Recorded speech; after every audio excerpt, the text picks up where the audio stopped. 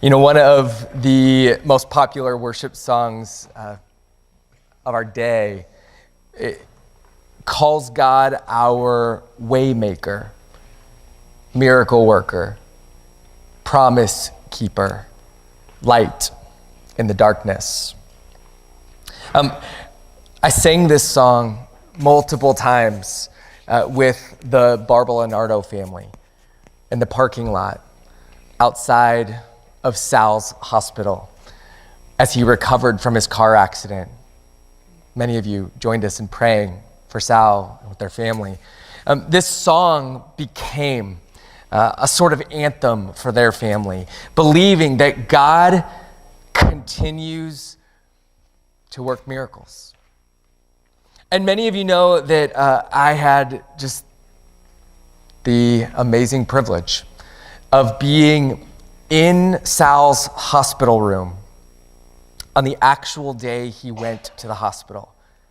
I got to pray with his mom and to pray for him. And then I was there again a few days later. And then I was there a week later and a week after that. And I got to see him after he had been transferred to Children's Hospital. And again, after he opened his eyes. And again, a week later after he recognized his mom and he began to speak. And several weeks later when he was sitting in a chair and we played Connect 4 together and we got to have a conversation. And I just got to watch over a series of months firsthand God healing Sal, this young teenage boy who'd been in a horrendous accident. I got to watch firsthand as God restored Sal's life to him. It was one of the great honors of my life.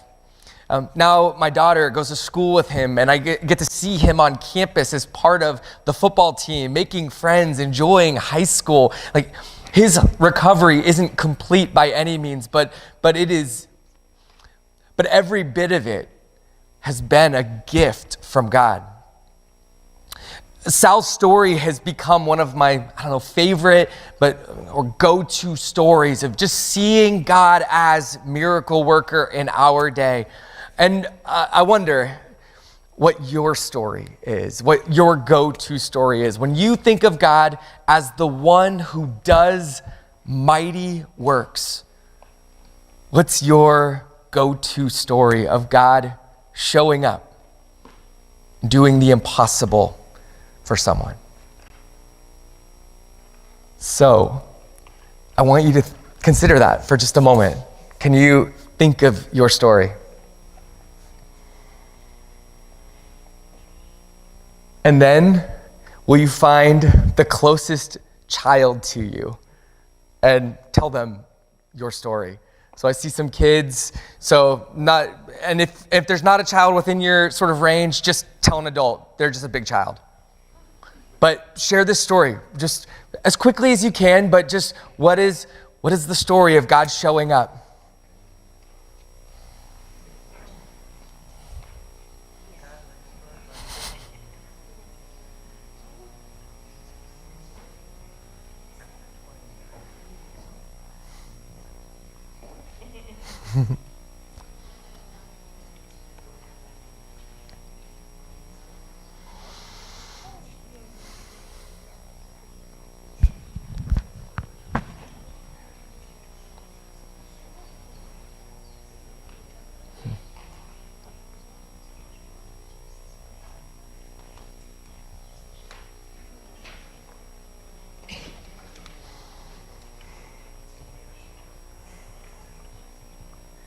About another 30 seconds.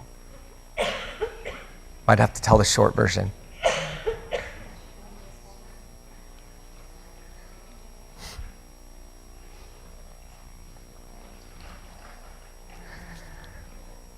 All right. I've been praying for this time right now that God would use Sal's story or whatever your go-to God as miracle worker story is to, in this place, in this time, soften our hearts, to open our eyes, to unclog our ears. God is inviting us to himself this morning. And these mighty acts of God will either help us get there or keep us from getting there.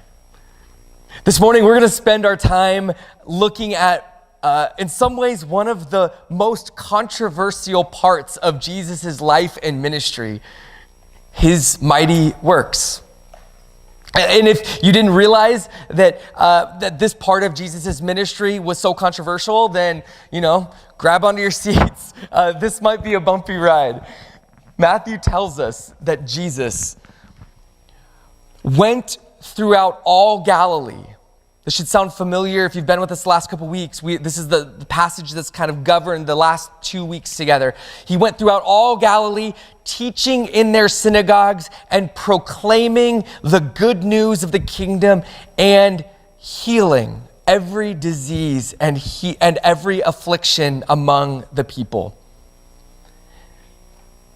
This passage has been our guide for the last 3 weeks. 3 weeks ago, Manny introduced us to Jesus' teaching.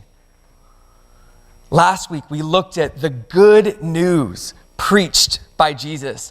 And this week, we move on to Jesus healing every disease and every affliction among the people.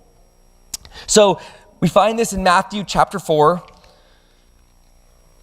And this verse that we've heard the last 2 weeks, it actually continues in the next verse, in verse 24. We hear this is what Jesus is doing, and then we're told, so this kind of makes sense. His fame spread throughout all the region, and they brought him all the sick, those afflicted with various diseases and pains, those oppressed by demons, those having seizures and paralytics, and he healed them, and great crowds followed him. For the next couple chapters, 5, 6, and 7, Jesus is on a mountain and he's teaching everyone. But then chapters 8 and 9, we basically just get story after story after story after story of Jesus healing every affliction among the people. Jesus will cleanse a leper. Jesus will heal a soldier's paralyzed servant. Jesus will go to Peter's house and he'll free his mother-in-law from her fever. That evening, people will just start to bring the sick and demon-possessed to Jesus, and we're told he heals them all. Jesus then travels into foreign territory where he frees 2 men from the demons that have been oppressing them for a long time. Then he goes back to back home to where some men, they bring a paralyzed man to him, and he tells the man to pick up his mat and go home, and the man does. Jesus then heals a woman who's been bleeding for 12 years, and then immediately he raises a 12-year-old girl from the dead. He then heals 2 blind men and finally frees a demon-possessed mute man. It's relentless as you read those 2 chapters, reading this section of Matthew. It's just like powerful. And the way that it hits you. And it's exciting as all of these mighty works, they just start to almost wash over you like waves crashing again and again, another mighty work and another mighty work. And it comes to a close, this whole section, with an almost word-for-word recap of chapter 4:23. And just says, and Jesus went throughout all the cities and villages, teaching in their synagogues, proclaiming the good news of the kingdom, and healing every disease and every affliction. This, then, is when things start to get a little crazy. Because this is where Jesus looks around, sees a massive crowd, has compassion on them because they are harassed and helpless, like sheep without a shepherd. This should remind us of last week. And so Jesus tells his disciples to pray, and then he tells them to preach. And that was our focus last week. But that's not the only thing that Jesus does. He also then gives his disciples power. He gives his disciples power. Jesus calls his disciples to him, and it says he gave them authority over unclean spirits to cast them out and to heal every disease and every affliction. I don't know if this phrase sounds familiar, right? But the disciples are now going to do the very thing that Jesus has been doing. Chapter 10, verse 7 makes all of this a little bit more explicit. The disciples will preach as they go, and then Jesus says, heal the sick. I mean, imagine, these are human followers of Jesus. Heal the sick, raise the dead, cleanse lepers, cast out demons. These are the very things that we hear Jesus doing. Healing the sick, raising the dead, cleansing the lepers, and casting out demons. And now the disciples are going to do them as well. And this is just, it's like amazing, right? What Jesus starts is supposed to continue in and throughout his followers. Like this group that we are now a part of. But there are some issues. And this brings us to the passage that Jane just read for us and some of the controversies that pop up around Jesus and his mighty works. So in Matthew chapter 11, John the Baptist is in prison. John the Baptist is in prison. Think about this for a second. If you're aware of who John the Baptist is, he's Jesus' cousin, and he's been announcing the arrival of Jesus, and he has been arrested. John has been preaching that the kingdom of heaven is at hand, that a king, that Israel's true king, has come near to us. And John has been gathering followers, and he's been criticizing the leaders and the authorities. And finally, the leaders have had enough, and so they arrest John. They put him in prison. And while in prison, John is sitting there waiting, maybe for Jesus to get him out. He hears about the deeds of Christ. He hears about Jesus healing every disease and every affliction. He hears about Jesus' mighty acts, and he sends a message to Jesus, a message with a question. Are you the one to come? Or should we look for another? John asks Jesus. Just sit with this for a second, right? Having heard about everything Jesus is doing, John is unsure whether Jesus is the king that he has been announcing.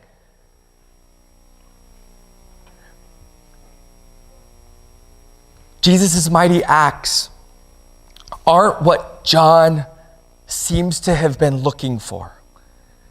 And John can't see what they are good for. See, Jesus has gained this reputation for being a friend of tax collectors and sinners. He hangs out with the disabled. He spends time with the sick. He looks around for foreigners to befriend, and he makes time for children, and he gathers the poor around him. And right, here's the deal. From a really practical standpoint, if you were going to show up on the scene and you were going to start a political movement, you were going to try to start a revolution, these are not the people that you would pick. This is not the group that you would rally to your side. These people, socially speaking, are seen as weak. They have nothing significant to offer your movement. You need money. You need people who are in positions of power, movers and shakers. You need strong, loyal soldiers who will come alongside you, and so on, right? Above all else, if you're starting a movement, you don't let your closest allies go to prison and then stay there. John seems to want to know when he is going to get out of prison. Are you the one? Cool. When do I get to come join you at your right hand? But spoiler, if you haven't read the rest of the story, John won't get out of prison. He'll be executed. There will be no mighty act for John. This is fairly controversial. What if there will be no mighty act for you in any given moment to free you from your present circumstances? Right? So consider Jesus' response to John's question. John asks him, "Are you the one?" And Jesus responds, Tell John what you hear and see. In other words, tell John the very same things that John has already heard about. We already know John's heard this stuff, right? The blind receive their sight and the lame walk. Lepers are cleansed and the deaf hear. The dead are raised up and the poor have good news preached to them. These are the signs that the true King of Israel has arrived, which then brings us right into the heart of the controversy. John and others want Jesus, expect Jesus to be the king, but they want to use his power to give them political position and privilege in that kingdom. And maybe you can see this in our culture. How often do Christians want political power of some sort and yet seem to ignore most of the people that Jesus spent the majority of his time with? I mean, it's so easy to imagine God wanting to use his power to give us, his people, position and privilege. And we can justify it. We can wrap our minds around it, make sense of it by naming all of the good things that we would do with those positions and those privileges. We would be better than everyone else at wielding it. But what if God is just much more interested in how we give power away to the poor and to the oppressed?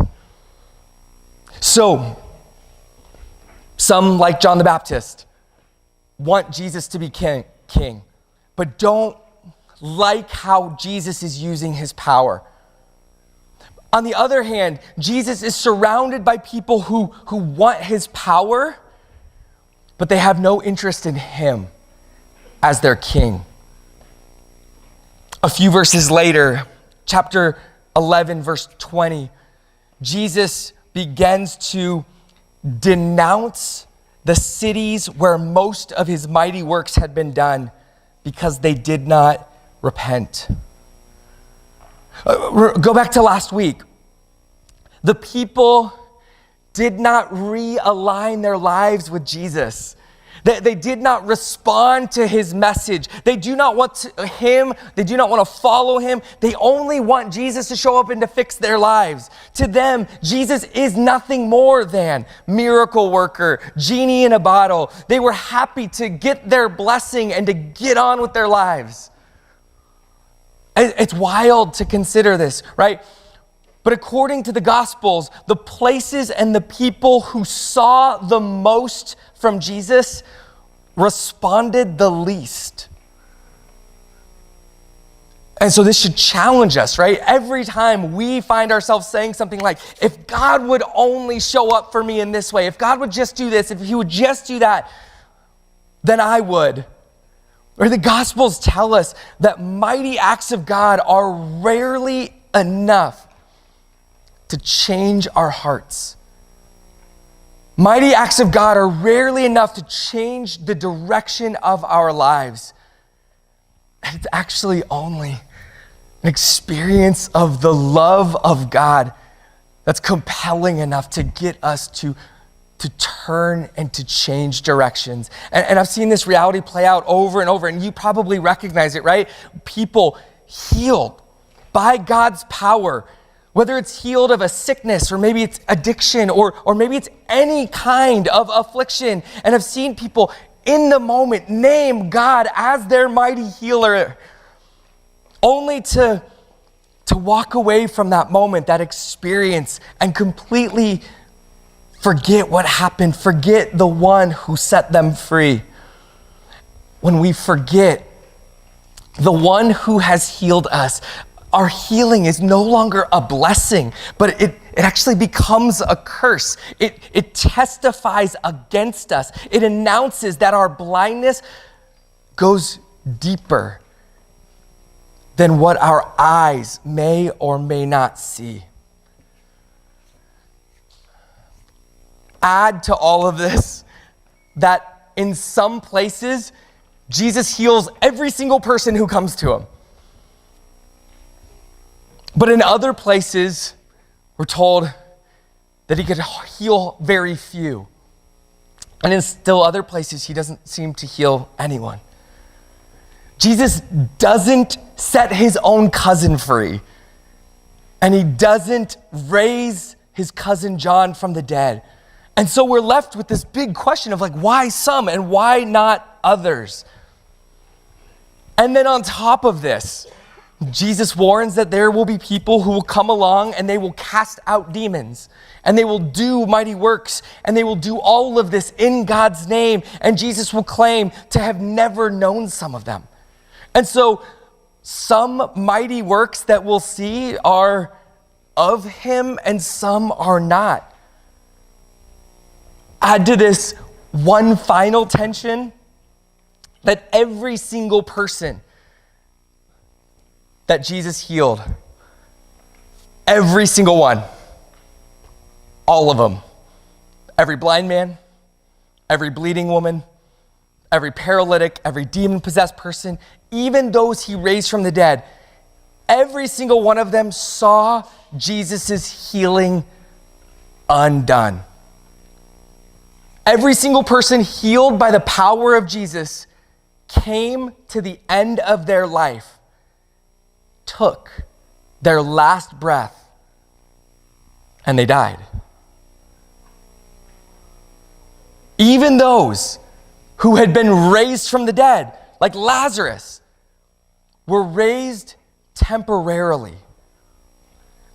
If you've never considered this before, you're welcome. You will never be able to read these healing stories the same way again.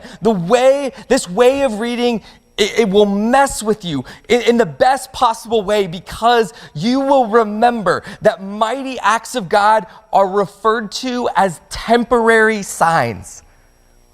And this actually makes a really big difference in how we experience them and the impact they have on us, right? So these mighty acts of God, they're temporary signs because they're never the main event.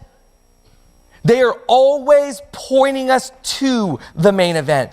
Let me just show you real quickly how these signs work by looking at just the list that Jesus gives us, or that he gives to John, right? So he says, the blind receive sight, the lame walk, lepers will be cleansed, the deaf will hear, the dead are raised, and the poor will have good news preached to them. Now, think about the death and the resurrection of Jesus and how they make sense of Jesus coming along and raising the dead. So by all accounts, right, every witness to Jesus, when Jesus is raised from the dead, he's not merely raised just as he was. He has a different resurrection than Lazarus does, who just comes back and he's just like himself, and everybody's like, oh yeah, exact same Lazarus. Something different happens for Jesus. Paul will say that Jesus is the first fruits of the resurrection. What he means is that there is a future event at the end of time called the resurrection.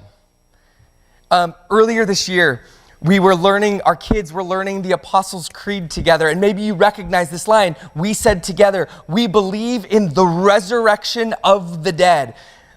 That one day in the future, the dead will be raised and all things will be made new. Well, Jesus was raised in this final and complete way, and he gives us a glimpse. He is a vision of what that future resurrection will look like. He is a taste of the resurrection to come. But before that final resurrection, Jesus is walking around and he's healing people. He's raising people from the dead. The disciples will actually raise people from the dead. But these healings, these raisings are different from the final resurrection of Jesus. They are all temporary. Jesus, however, has been raised once and for all.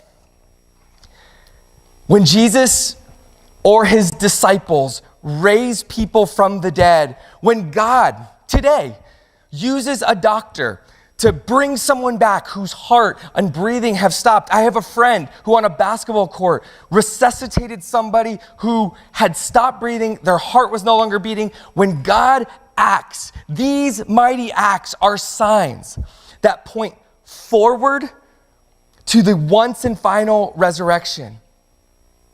Getting raised today, right, isn't a promise that you'll get more than tomorrow. And so we, at least in part, we look forward to our future bodily resurrection, but we also embrace a current resurrection that is taking place. When we entrust our lives to Jesus, we are raised to a new sort of life that's available to us right now. We are given a new heart, a new mind. We're given a brand new family, a whole new way of life found in Jesus. The Bible tells us that healing the sick and actually even raising the dead is kind of the easy work. But human hearts, do you recognize this in yourself? Take a lot of work. Human hearts are really stubborn. The human will is really strong. This inner transformation of lives requires far greater power. And so, here's what this all means then for us. When we see God raise someone from the dead, that's incredible, right? So can we just name that for what it is? That's amazing and something that we don't see every day.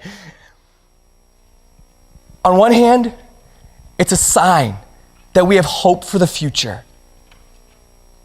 But we also believe that the power that raised Jesus from the dead is at work in us right now, doing an even mightier act. And that's really the question for today. Do you believe that the power of God that raised Jesus from the dead is at work in you, doing an even mightier act than raising someone from the dead? Take this idea and you can trace it with each of the signs that Jesus gives to John. On the final day of this age, when all things are made new, right, all of us will be permanently and fully healed. There will be no pain or sorrow. And so think about what this means, right? We will see with perfect vision. Our bodies will work the way that they were meant to all the time. Our lives will be clean of every impurity. We will listen to God's voice and we will hear him with perfect clarity. We will be fully alive and there will be no poor among us. Amen. This is an incredible vision of what is in front of us. These are all future bodily realities that we hope for and long for. And at the same time, God's power is at work in us now, transforming us and making these a present reality.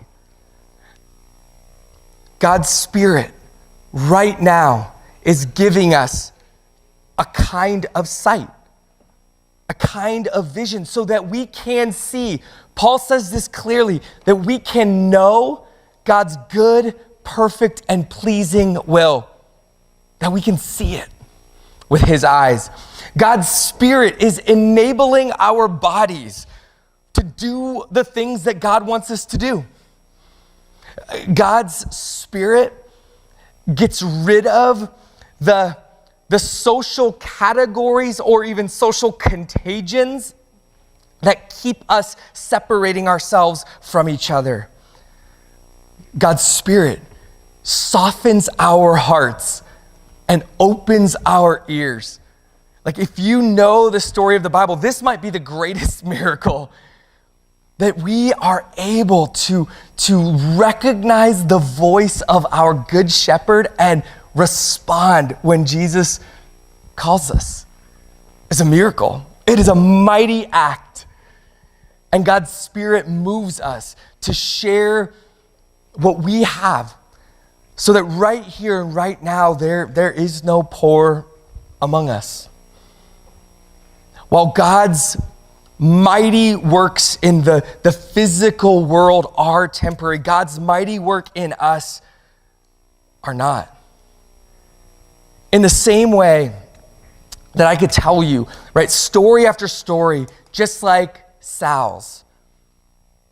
These stories are invitations into these two different realities. One is hope. As we find a deep trust in God's future, a hope for the day when all things are set right, when the dead are raised and perfect healing comes and there is no more pain. And the second reality is now. By God's power, through God's church, Jesus is giving us eyes to see. Jesus is empowering us to serve with our bodies. Jesus is restoring us back into community. Jesus is opening our ears with his gentle voice. Jesus is raising us to a new life as new people. And Sal might be my newest story of God's mighty acts that I like sharing, but my oldest story is just me. Just this weekend, Becca went and hung out with some of her friends at a place where I spent a lot of time getting in trouble. And just this fall, I went to my 20-year high school reunion and was reminded of who I used to be. And in that, I have been moved to worship, to give glory to the God of Israel, to lift up the name of Jesus, because I was dead and now I'm alive. I was blind and now I see. And anybody who knows me when I was dead and when I was blind, they will tell you something has happened. And they might not be able to name it. And so Jesus has called me to name the one who's brought me into a new kingdom. And Jesus wants my life to continue to be a sign of what is possible for those who follow the King. And the same is true of you. God has worked a mighty act in your life, or wants to, bringing you from death to life, restoring you in the way that only he can. And so this morning, we just remember together what God has done in us and what God wants to continue to do through us as he holds up our lives as living signs that he continues to work mighty acts in this world, giving sight to the blind, letting the lame walk, raising the dead.